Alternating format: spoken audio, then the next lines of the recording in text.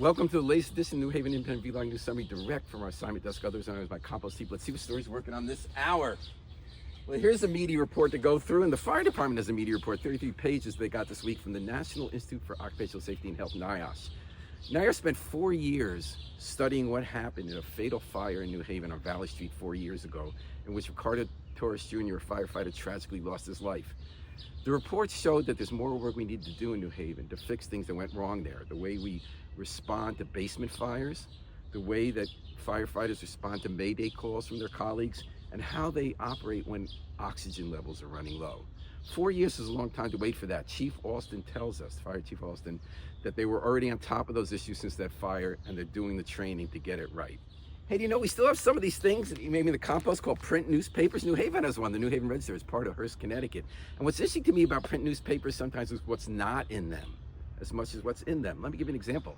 Hearst, Connecticut, including the Register, the reporters there made some news. They formed a union. They won an election.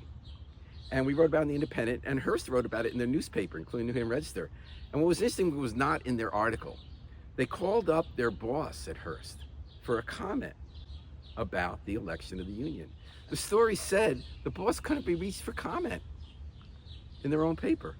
I wonder what that's about. Could it be about the fact that President Trump has rendered the NLRB unable to meet, and that employers, including Hearst, might be saying, even though a union won an election, we can get away with not bargaining in good faith or even recognizing that election?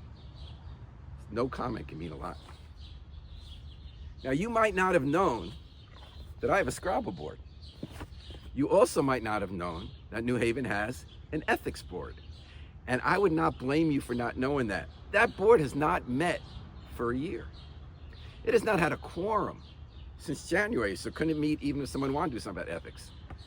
The mayor has now appointed Matthew Watson, I presume, will now make a quorum to that board, and maybe we'll meet again, and maybe we'll deal with ethics in New Haven. But can we use our cleanser, this is my Ecos plant-powered cleanser for the bathroom, to deal with ethics in state government? Well, I'm wondering about that this week for two reasons. 20 years ago, our governor, John Rowland, was convicted of taking bribes, along with other members of the administration, for handing out lucrative no-bid contracts. After that, legislators from both parties said, government's kind of corrupt, we've got to do something about it. They passed a law for clean elections.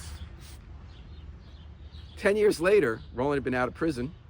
He broke those election laws, and he went back to prison. Boy, you'd think we want to do a little more to enforce those laws, but no. The state legislature, which is ending its session now, has passed a law to weaken the State Elections Enforcement Commission, SEC, which is supposed to carry out those laws. This week, Common Cause legal voters who back 20 years ago helped pass that law urged the governor to veto that law. We'll see what happens. Meanwhile, President Trump this week pardoned John Rowland, setting everybody free. You can get away doing whatever you want. It looks like we're going to need a little more of that cleaner up in Hartford, in our state.